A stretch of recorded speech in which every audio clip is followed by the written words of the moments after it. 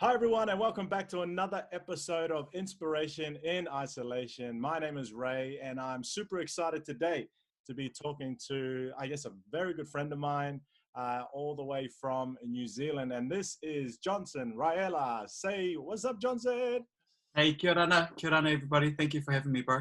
Hey, no worries, man. So I'm based in Australia for those who are listening and watching. And I guess COVID has hit us not as severely as you guys in New Zealand. What's it like been for you in New Zealand, bro? I just saw the news this morning that your restriction has gone from level 4 to level 3.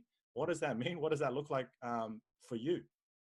Yeah, sure. So, in terms of, I guess, what it means for everybody, it doesn't really, in terms of level 4 and being locked down, it doesn't really change much. All it really does is that it gives you a little bit more access to, some takeaway foods, a little bit more access to some more online shopping, Yeah. and you're able to open up your bubble as such a little bit more to include some close family and friends. So some people are calling it level 3.9. It's like But just one removed. yeah, but to be upfront and honest with you, bro, I think we are quite lucky to be led by a woman, to Oh, be man. led by a mother, um, and yeah, I think leadership has shown its true colours in the form of our Prime Minister and how she's led our country through this. And I know it's making headlines around the world, but Yeah, um, definitely. Yeah. I think, yeah, there's just something about mothers that just got this superpower. Um, and I think we're blessed to have that type of leadership. Yeah, shout out to all the mums, And, especially this morning.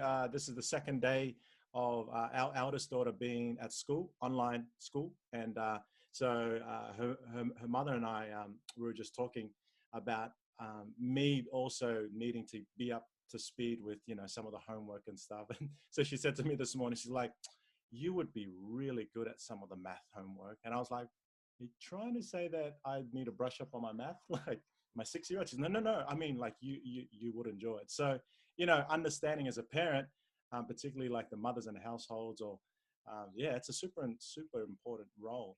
Um, and so, I guess the whole conversation really is about being at home, being in isolation, and obviously our conversation this morning is really I wanted to talk about Johnson. I'm going to find out a little bit more about him, and which I'm excited about. I've been a friend of yours for however many years.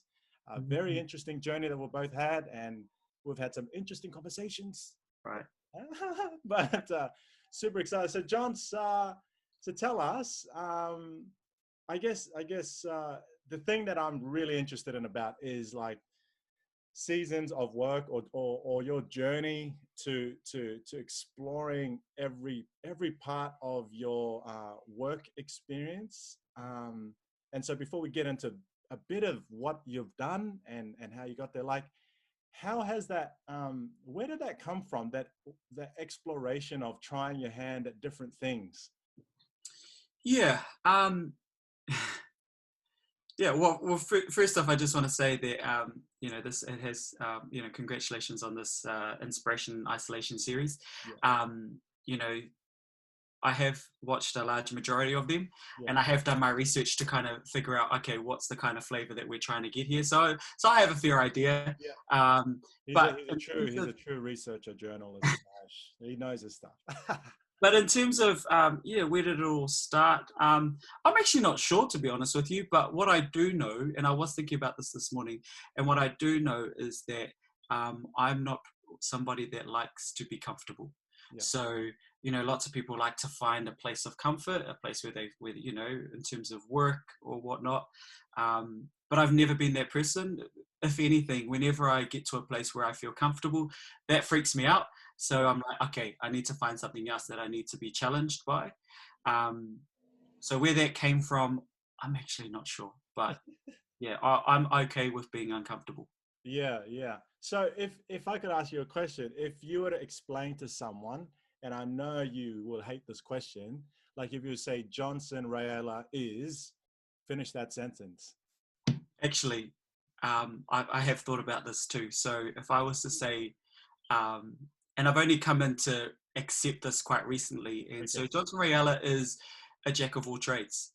Yes, it's so true. That's how I like to put it. It's so true. Like the stuff. I mean, we're gonna dive into a little bit more about some of the stuff that that you're the jack of all trades. But I guess as long as I've known you, you've always been someone who's not who's courageous to be uncomfortable, um, and to try your hands at many things. And that's not a bad thing sometimes. I guess in doing that, have you when you do try your hands at different things, have you found that has built your character, or it has given you more tools for the next sort of season? Like, what have you learned in this experience of trying your hands at different things? Yeah, I've learned that I am quite resilient, Yeah, and I knew that quite early on, because when somebody would say no to me, I'd be like, okay, I just got to find another way to get around it. yeah, But I'm definitely resilient. I'm definitely um, a sponge when it comes to feedback. Like, yeah, I've tried lots of things, but I haven't necessarily succeeded at all of them. yeah, Um, but if anything, I don't really see it as failure. I just see it as a being pointed in a different direction. yeah, That's all I see it as. yeah. Um, and so, sorry, but what was your original question? Yeah, no, it was exactly that. Like, what have you learned from Yeah, trying your hands at different things? yeah, yeah. So, yeah, I've learned that you know, it's an old cliche where one door closes, another door opens. But what I do want to allude to is that something I used to struggle with. Yeah, So I guess I'm a communicator. I yeah, am a broadcaster. That's what I do for a living. yeah, But one thing that I always used to struggle with before was when I was working in radio and television, is yeah, that people used to always ask me, what is it that you do?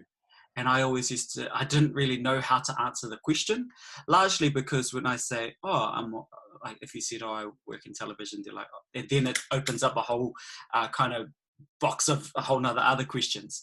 And so what I knew quite early on is that, yep, I know I'm confident in my broadcasting skills. yeah, But I also knew that the digital space and the digital world was changing. And I knew that I needed to upskill into various different areas yeah. to eventually become a jack of all trades. Because, I mean, there's people that want to be a master of one. Yeah. And, and but and for that's me, rightly so. Like, some people are really good at being the master of one. Like, I think about athletes. yeah, I think about any profession. There's always someone who just doubles down on a particular skill or a gift or a talent, whatever you want to call it, and go, I want to be excellent at this, and that's fine. But that's not how all of us are wired.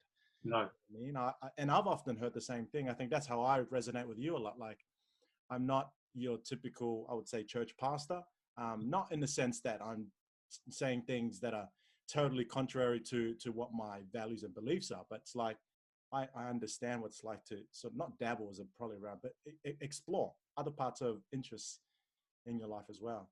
yeah. And so I like the fact that I like to try many things and just try my hand at many things and just try and draw in as much experience as I can to make me just a better person and a better communicator, a better practitioner Yeah, um, than I was yesterday.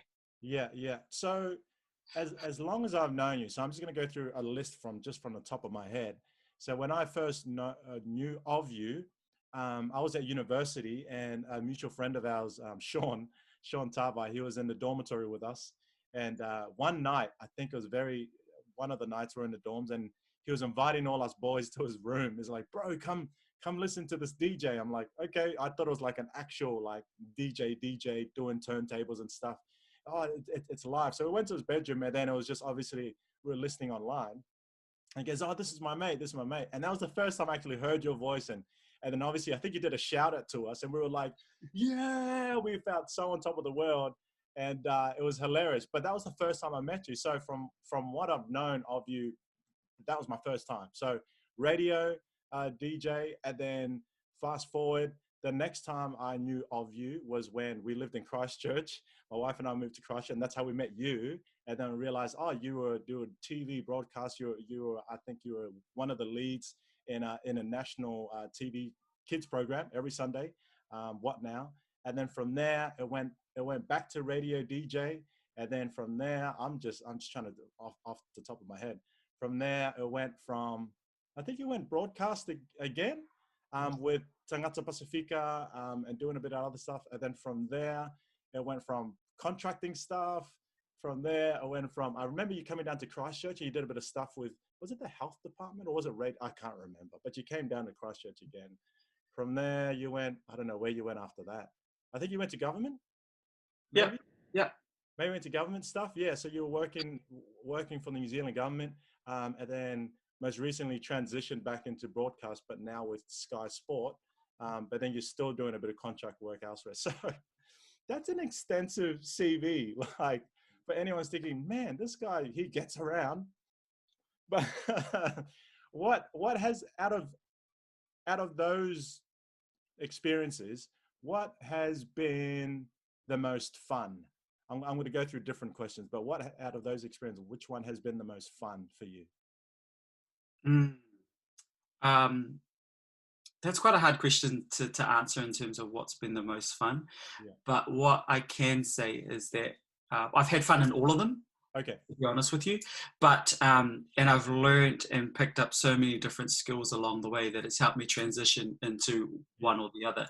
But if anything, the one thing that I know that has been a kind of pillar in all of these threads of a career is that I've noticed that I've worked a lot with the same people as I've gone along, which kind of comes back to the fact that, people might forget what you say, people might forget, what you do, but they'll never forget how you make them feel. Yeah, I love And that so quote. I've always made, yeah, I guess it is a conscious effort to make sure that you just it's the basic things, bro, that we're taught when we're brought up, is that to treat people with respect.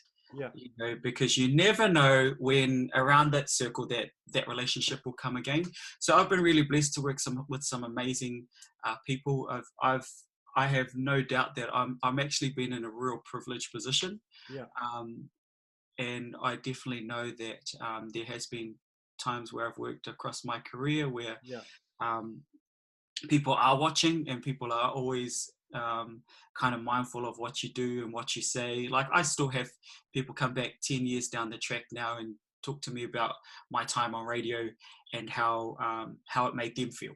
And those are some real cool stories. But and when it comes to broadcasting, it was never about being famous, because I don't really believe in that stuff. Yeah. I don't have hundreds of thousands of followers on Instagram, on social media. For me, really, what made me the most happiest was whenever I spoke to somebody and they poured their heart out at the end of the day, and it made them smile. Yeah. If I can, for me, if I could leave somebody in a position where I've made them smile and made them have a better day than what they were having previously, I feel like I've achieved something. Yeah. And so a lot of the roles that you've done, particularly more in the public eye and the public forum, like the radio stuff, the TV broadcast, like you've interviewed some pretty much world-class artists, movie stars, and from the outset for us as your friends were like, oh my goodness, why didn't he tell us? I'm not like that. I know you, but my wife, your other good friend, she's like fangirling you and everything you do. I was like, there's a reason why Johnson doesn't tell us these things. Yeah. Because family and friends go, oh my gosh, can you tell him I said hi or whatever? It's like, but what I really appreciate you is like your humility above it all. So that's probably the most fun thing that's spread across.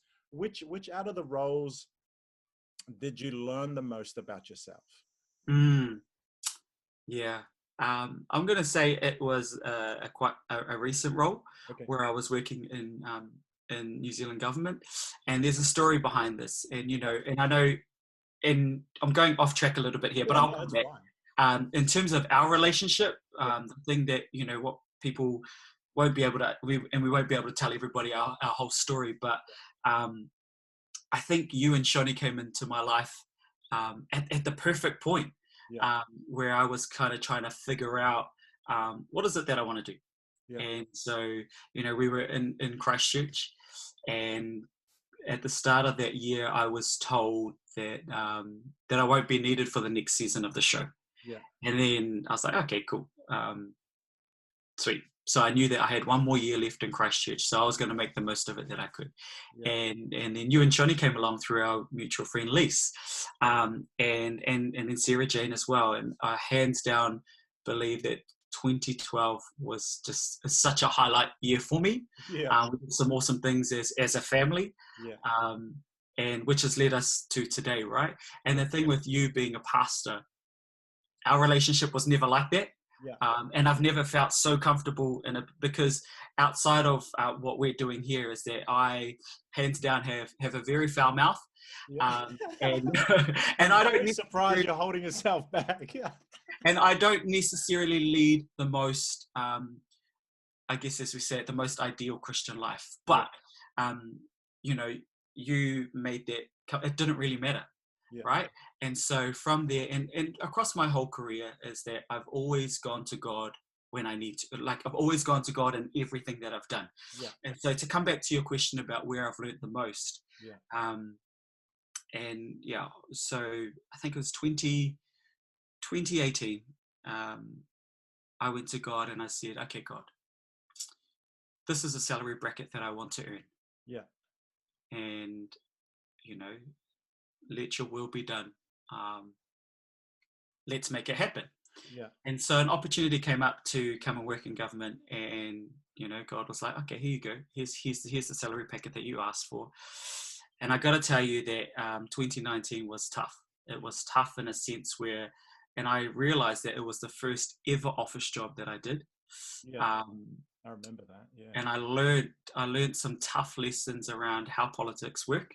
Yeah. I learned some tough lessons around, I knew that I was a skilled broadcaster, and I had gone out and got communication skills as such, and I'd gone out and done my master's study, because for me it was about being in a position of influence, being in a position where you can help influence some decisions that will help affect positively our Pacific people.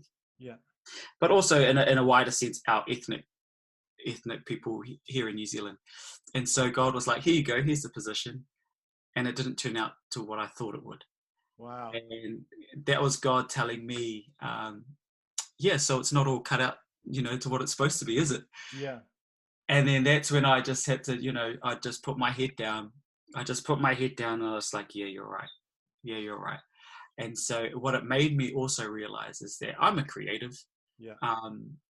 I love storytelling. I love, I love creating stories of our people and putting them onto mainstream television, putting them on, you know, across radio. I love that. Yeah. And God said to me, you know, so what now? And I was like, okay.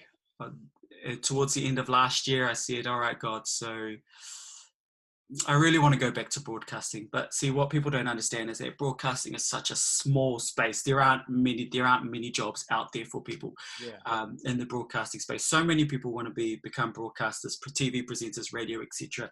But to be honest, the job opportunities there is like that. Yeah. And so I put it to God again in prayer. And then sure enough, God's like, yep, here's an opportunity. A really good friend of mine, Ravinda, came through and she's like, yeah, man, we're looking for a Wellington-based reporter for Sky Sport News. And, you know, let's have a chat. At the same time, my old bosses at Tangata Pasifika asked me to come and help present for them official. Yeah. And when I went back to Auckland, and I went straight off the plane, right in front of the cameras, and I just felt like I was back at home again. Wow. And it just felt so right. And, you know, where God's like, you know, it's not about really the salary that you earn, but what is the impact that you're trying to make in other people's lives, but not only yours, but in other people's lives. Yeah. And the moment I stepped back in front of the camera, and my co-host turned around and said, you know, it's so good to have you back. And that's when I knew. And I was just like, okay, thank you, God. I'll always learn to listen to you. So, yeah.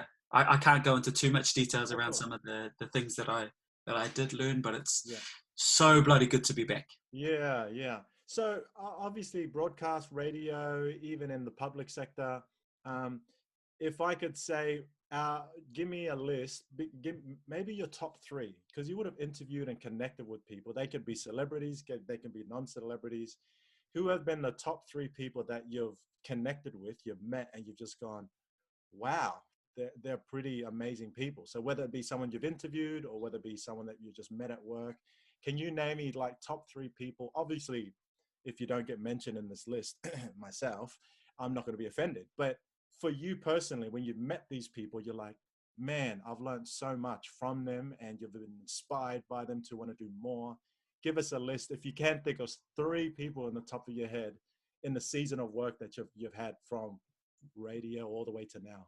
Mm. And you can I name definitely, them. I definitely have one, and I'm gonna leave that for last. Okay. Yeah. But oh man. So okay, so the first person that, you know, my broadcasting career wouldn't be, you know, there wouldn't be anything if it wasn't until how I met this person. So the story of how I actually got into broadcasting was that I was at university and I was in my final year, and What were you studying? I did a Bachelor of Communications, Okay. Yeah. and it was 2008. Yeah. And so I Auckland, you know, Auckland traffic's is busy, probably not as crazy as where you guys are in Aussie. But I jumped on a train after uni, and it was super packed. Like people were standing up, but I was lucky enough to get a seat. And so I looked up and I saw a little bit further down the train an island lady, and she was standing up and she had some shopping and whatnot. And I was like, oh, so I walked down to the, and I got annoyed because nobody would give their seat up for her. Right. Right. And so I walked down the train, and I tapped her on the shoulder and I said, hey, come and take my chair, and I'll sit on the floor. So she sat down on the chair, and I sat down next to her on the floor, and we just started yarning about, she just asked me, what is it that I do? I said, oh, I'm at uni, I'm studying communications, kind of interested in a career in radio or television. And she was like, oh, I could, you know, I work for a radio company. And I was like looking at this lady, and I, you know, first impressions, and I looked at her and I was like, do you, you know, because she wasn't dressed like she worked at a radio station. Yeah. Like the professional so, dress that you'd right, often assign to people who work in that right. industry. And so it was called the Radio Network. It's called NZME now, but back then it was called the Radio Network. And she goes, you know what, come and see me tomorrow and we'll have a yarn then. I was like, oh, okay, cool. I was like, oh yeah, whatever. So she gave me her number, called her, emailed her, etc. And then so I went, the next day I went, and I met her on Wednesday. Yeah. Thursday I went into the Radio Network, and I went to the reception and I said, oh, I'm here to see Victoria Fetisemanu was her name. Yeah. And they were like, oh, do you have an appointment? And I was like, no. She just said to come and see her. And then I was like, oh, okay. And then somebody comes down to get me and then takes me up. And what are you thinking then? Like, you're thinking, okay, why are they startled that I don't have an appointment? Like, yeah. I can only imagine what's like in your head going, okay, is she big time? Is she or is Yeah. So anyway, what happened was, you know, and then I went to meet her and found out that she worked in you know, was kind of one of the major players in the finance area. Wow. So she was, you know, somebody that, you know, managed a lot of money. And then so she set me up with a meeting with James Daniels, who in New Zealand, James Daniels is a legend in New Zealand radio. His daughter is Stacey Daniels, or Stacey Morrison, a quite well-renowned broadcaster. And he was the boss program director of a radio station called Flavor. Yeah. And so he said to me, hey, look, Victoria came to me, told me about your story, and you're studying in this space, so do you want a job? And I was like, okay, yeah, sweet, cool. And it's like, okay, great, because you start tomorrow. And so I was like, oh, damn it. Like, I just started my final year of university. Yeah. He throws me this job, and it wasn't just in the street team, the promo team. Were you trying to play it down that, like, it was Flavor? Like, because you would have been a listener, like all of us. Yeah, and because Flavor's a hip hop and R&B station, I'm more of an R&B lover rather than hip hop, but appreciate music. Yeah. And so I turned to her and I just said thank you, and that was the start of I guess career. And I guess I didn't interview her, but when you look at it, she kind of interviewed me because she was trying to suss me out and whatnot, and to see whether or not I was good enough to take to the next stage, you know, and being introduced to into broadcasting. So that's kind of how the whole broadcasting started. Yeah. And I was mentored. Hey, How how are you doing? Oh, cute. I love it. And so Victoria Fitisemanu would be one. And, and to be honest with you, I have been privileged and I have been lucky to interview some huge names in music and entertainment. I don't want to be a name dropper here, but just to share some of the things that I have done and ones that I have remembered. Stevie Wonder was somebody. I love Miguel. That you were like, yeah. I mean, it's Stevie Wonder. Like, you don't have to. Yeah. And so the thing is that in radio, sometimes you interview them in person, sometimes you interview them over the phone. But yeah, Stevie Wonder, Miguel. I guess later ones would be like Selena Gomez. Got to meet Tori Kelly. Yeah, I remember that one. You kept that one under the wraps from my wife very well. So thank you. And it's funny because whenever that song comes up, this is the only Tory that I know how to be.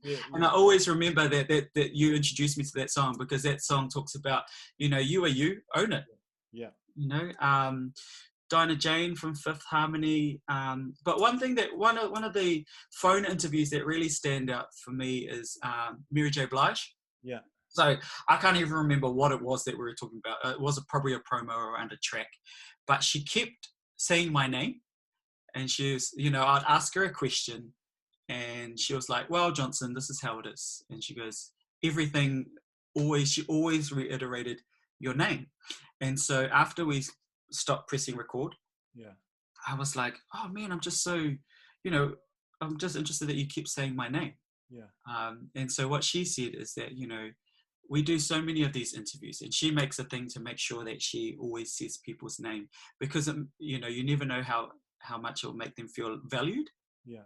And, and I was like, oh, damn. So for me, it's always trying to, how can you make people feel valued? Yeah. And so for her, it's just constantly saying somebody's name. That recognition that you exist, that you're a person, that you're human. Right, because for somebody of that kind of status, they go through so many interviews all the time. I can only imagine, Right, and sometimes they are, I've interviewed some people where it's just like, oh yeah, that was just another promo call. It wasn't really, they weren't really invested in it. Yeah. But that's one thing that really stands out. But the third one, I guess, would be 2016 or 17. And I actually shared this on Instagram the other day. And that was, interviewing The Rock. Yeah, The Rock, yeah. So I got to I was so, lucky to go to the world premiere of Moana. Yeah. And in LA. And yeah, so how it works is that, you have all these reporters, journalists down the line, and they just come through and ask questions and whatnot. And he was getting closer and closer. And I was so nervous. I was sweating like hell. And I had no idea what I was going to ask him because everybody was asking him all these questions and whatnot. And I just said a little prayer. I was like, all right, God, I just need some help around some questions that I need to ask, because you get one opportunity, you stuff it up, they just keep moving along. Well, and you want to make sure that your question is different to everyone else's, because otherwise it's like they just a cookie cutter response, Right.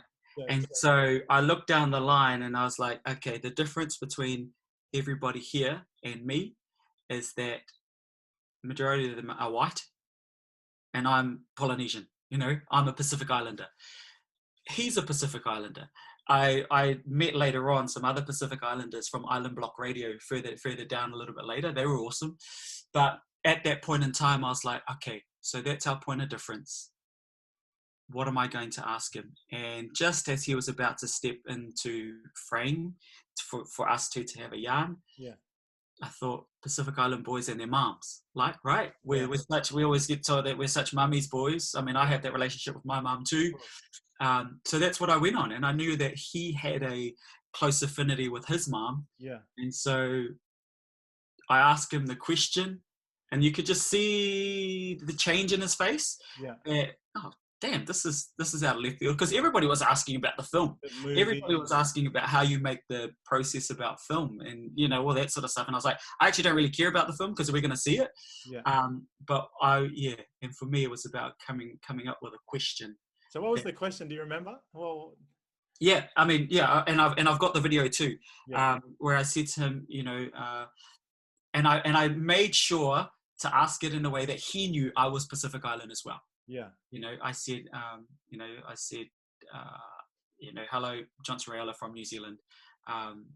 As Pacific Islanders, as Polynesians, we have quite an affinity with our parents, especially with our moms. And I said, what did your mom think about this, especially in terms of that they grew up in Hawaii? Yeah. Well, he lived in Hawaii too, and what it means to be the first, Pacific, I guess, first Pacific Disney princess, yeah. and what that means for your mother. Yeah. And then he answered it in terms of that she cried, and it just made him real proud, because I know, as we see across his Instagram, that he works hard for his family. Yeah. Yeah. Sorry, that was a very long way of answering a question for you. No, it's pretty amazing, because even though as high up as certain people are of status, it's still powerful to know that what's valuable to them. And I love what you do. You're able to draw out what's important and what's valuable for them. Obviously, we all watched the movie and it was amazing. Did he and so what happened after that? He just walked off with some other other interviews. Yeah, and so what happens is that, because it's so, I think I asked one or two others, but because it was so huge, so you have a publicist and whatnot, and they literally just pull you through a line. Yeah. And then following that, I know we got to talk to Nicole Scherzinger. Oh yeah. And then the star of the film, Oli Cravalo. Yeah. And because both of them are Hawaiian. We just vibed, because I had just come from Hawaii to LA. Okay. And we just vibed about Hawaii. Yeah. Yeah, that was pretty cool. You had a pretty epic hat as well. That was kind of cool. Yeah, actually, yeah. I remember. So that's cool. Top 3. What has been what's something exciting for you now, like in the space that you're working now? Obviously, I don't want to touch too much into what you did for government, because that's, it is what it is. But what excites you now, being in COVID lockdown, and particularly as a creator like yourself? Yeah. See, you know what? After all these years, I'm lucky. I'm lucky to be in a position that I am, because not many people are able to have 2 or 3 goes at a broadcasting career. Usually, you have one go. You make a good go of it, and then you leave. Or some people come and they stay. Whereas I've been lucky to come and go from that space, and so I know that being in lockdown, it hasn't been tough for me, because I don't have a family or whatnot. It's always been me. So I know that in terms of how I've managed to navigate my career, I don't have to worry about a family. I don't have any responsibilities as such. But I think what it's done is that I realize now that I can make a decision on what I want to work on and what I don't want to work on. Yeah. And I think that's a pretty good position to be in. When did that happen for you? Can I interrupt that? When did that happen that you thought, I don't have to, you made a choice? When did that psyche switch up for you and said, oh, I don't actually, I can do what I'd like to do and not be worried about whether if it pays well or not? Because that's a big shift for you, right? Right. And because before I used to be all about, I want to make as much money as I can. I'm terrible with money. Yeah. I want to wear some really cool brands, and I want to wear, that, it was all about the look. And then I think when at the end of last year, when God said to me, here's a position, brought me back into the broadcasting game. That's where I made a decision where I was like, okay, I'm going to do this my way, and God's going to come through for me, because he's come through for me so many times over and over again, that if I do this my way and I stay true to how I want to work, then God's going to provide for me. Obviously it's not going to all be a bed of roses, but yeah, so I purposely choose the stories I want to tell. and I have a large say in the creative direction of how that goes. Yeah. And you know, a long time. The reason why I left radio is that I just felt like I wasn't doing work that impacted and inspired people. I knew that being on radio inspired people. I knew that. Because it's very rare to have you know, people that look like us on a mainstream show. But there was a moment in radio where, actually two moments, where I was reading entertainment news, and it was about the Kardashians. Yeah. And I mean, cool, they've done amazing work, you know, to build their brands, etc., etc. Say what you want to say about them, but I was like, what does this mean for somebody listening in South Auckland? What does this mean for somebody listening in Rotorua? Yeah. What does this mean for somebody listening, you know, in the far reaches of the country? For me, I looked at that script and I was like, this is bullshit, you know? And so I was just like, stuff this. And I knew that, you know, and I was like, no, I need to tell more inspiring stories. Yeah. So I made a, you know, I made a beeline for that. And so today, I still remember that. And so today, I always make sure now that what is the inspiration angle for my stories that I put together today. So it's not about the big names. It's not about interviewing people with status. It's interviewing people that make impact in everyday people's lives, because those are the stories that I'm interested in now. And that's where I learn the most. How do you go about stepping out into the unknown? Like, once you know your value and you know your self-worth, because then the next fear or the challenge would be like, okay, how do I do it? Like, what was it like for you to step into the unknown of like, all right, I now have a new direction. I got my sails set. I know my worth. I know my value. I know what I'm really passionate about. I don't know if anything's out there, but how did you go about stepping out into the unknown space of the work that you would wanting to pursue? Yeah. In the second time round, I was a lot more comfortable. But when I left radio, as I mentioned, when I left radio, I didn't have anything to go to. I handed in my resignation and I said, that's me. I don't know where it is. I didn't have a job. But I knew that I had made various different connections along the way, where if I had sent out emails to a whole lot of people, I knew at least one would get picked up. Yeah. And it did. And so second time round, it happened when I left my government job, miserable as. I knew that because it had worked before, yeah. I knew it'll work again. And, you know, it definitely comes back to the fact that I, you know, never took it for granted, but that I prayed. And I pray, I could say, well, probably saying I pray every day is probably a lie, but almost every day, one of the first things that I say when I wake up is thank you, Lord.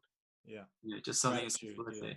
Yeah, it's been thank you, Lord. And when I go to sleep, most times it'll be like, thank you, Lord, for today. And yeah, so because of I think my trust in God. Yeah. And like I said, I don't lead the most Christian life. I'm not a great example in that. But what I've always believed in is that my relationship with God is between me and God. It's not between anybody else. It's just between me and Him. Yeah. You know. And when people talk about, try to talk to me about God and whatnot, I'm like, yeah, that's cool. But I hope your relationship is as strong as what I feel like mine is with Him. Yeah. Yeah. Man, that's cool. And so, Johns, what's something that you're grateful for during the season of COVID right now? What's something that you appreciate in this lockdown time? I don't think this necessarily relates to this lockdown time. Yeah. But what I'm always grateful for is my close group of friends. Yeah. So why I say that is because, so obviously I have my family. I love my family. We love our families. I'm blessed to have an amazing family, but I'm also super grateful and super blessed to have an extended family. And that extended family looks like, so it hasn't really changed much, to be honest with you. So my high school friends have been here through and through. And actually, to be honest, this is where I do my research. So this is my master's thesis, Yeah. and it's not a Show way. us. Show us. So you know, Hangings. it's not a way to kind of, you know, bloody blow my own trumpet, but Yeah. I've never seen a blue book like that. That's kind of cool. yeah, well, and the only reason why I was trying to do some research around some stuff, because I was like, what's Ray going to ask me? And I wanted to make sure I had answers to everything. And so in here, you know, when you write a thesis, you have a little acknowledgements page at the beginning, and my acknowledgements page, you know, it hasn't changed in terms of my friends I talked about from high school, my family, but also in here it's got it also has Lisa, Sarah Jane, Ray Ray, and Chantel Mwanga. What? So I like the book. that has it in here. But when I talk about being blessed and Yeah. an amazing network, is that I've got my family, my high school friends, Yeah. and then there's us. Yeah. And although now today we don't really keep in touch, you know, as often much, as we would yeah. love to, but when it does happen, it's, you know, it doesn't feel like time has passed. Yeah. And I know we're always watching each other's stories, etc., and you know, we're always in the loop of what everybody's up to. And I know I'm blessed to have an amazing support network. So yeah, being in isolation hasn't been tough, if I'm going to be honest with you. You love it. You love being in isolation. Well, the thing is that I love spending time with myself. Like and I love. What people don't really, know. Like, people think Johnson's in front of a camera. He's in front of a microphone. He must really miss being with people. It's like, you don't know Johnson. He loves this isolation time. Right? I love it. And I think, so I love spending time with myself. I mean, I'm lucky that I live not too far from a beach. Yeah. And I'm going down to the beach almost every day. Yeah. And I think if people can get to a point where they can enjoy just a little bit of time with themselves. Yeah. Because I mean, the thing I love is that, you know, I have great conversations with myself. There's nobody to say that my jokes aren't funny. There's nobody to argue with, but I love it. First of all, look, I'm honored. I didn't even know I was in the book, but I really am honored. And so, I'm going to tell Shani, and she's going to be like messaging you after this. But John, is there a question that you wish in our talk this morning that I had asked you? Is there a question that you wish that I had asked you?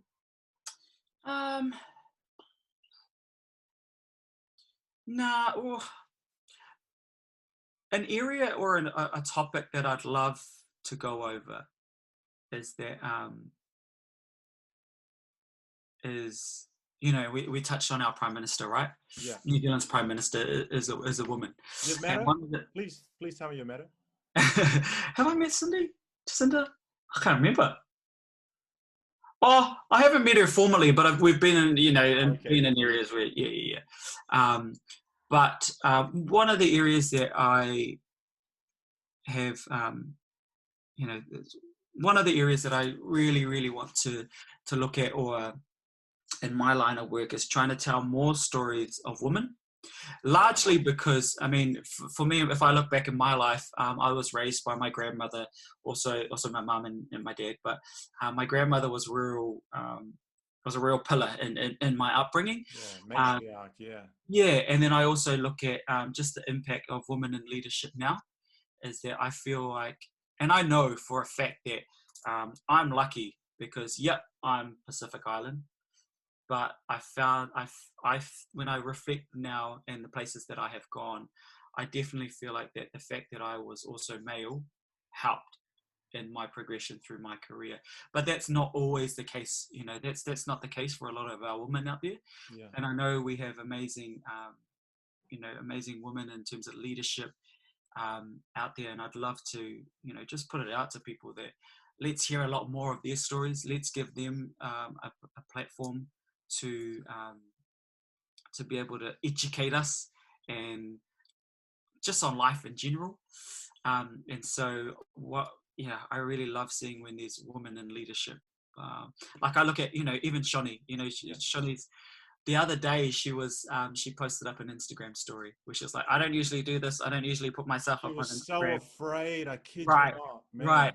And I messaged her back and I was like, I love it. I love seeing you, break out of your normal mold, because it's not you to do that type of thing. And I said, I love seeing you on this. Please do it more. Yeah. And just to see something, something like that inspires me. Something so small that other people might not think, Yeah. something. But it doesn't have to be on a world global leaders stage. But Sure. if we can give some more opportunity to hear out our women, and hear out their stories, I think we'll be able to learn a lot more, and also give them the platform to show us what they can do. Because I believe women have, there's something about these superpowers. But if I could bring her in, she's wearing this shirt today. She told me, "Oh, I'm not feeling the greatest, but I'll put the shirt on." And I think it says, "I'm a superwoman," or "I'm a super mother," or something along those lines. That's so true. yeah. John, thank you for inspiring us this interview. It's one, I'm just thinking now, it's one of resilience, it's one of courage, it's one of, I guess, a pursuit of not of being uncomfortable, which most of us are like, but you do that. It's one of humility. It's one of making people feel good. Man, I can go on and on, but it's just one of exploration to see, explore the fullest human potential. And that's what I love about you. And especially, like, you anchor yourself in that faith, which is amazing. And probably not many people will know about that of your life. So supplies, that's Yeah. Johnson's secret ingredient. If ever you are wondering why he is the way he is, it's like, what does Johnson care about me? Now you know.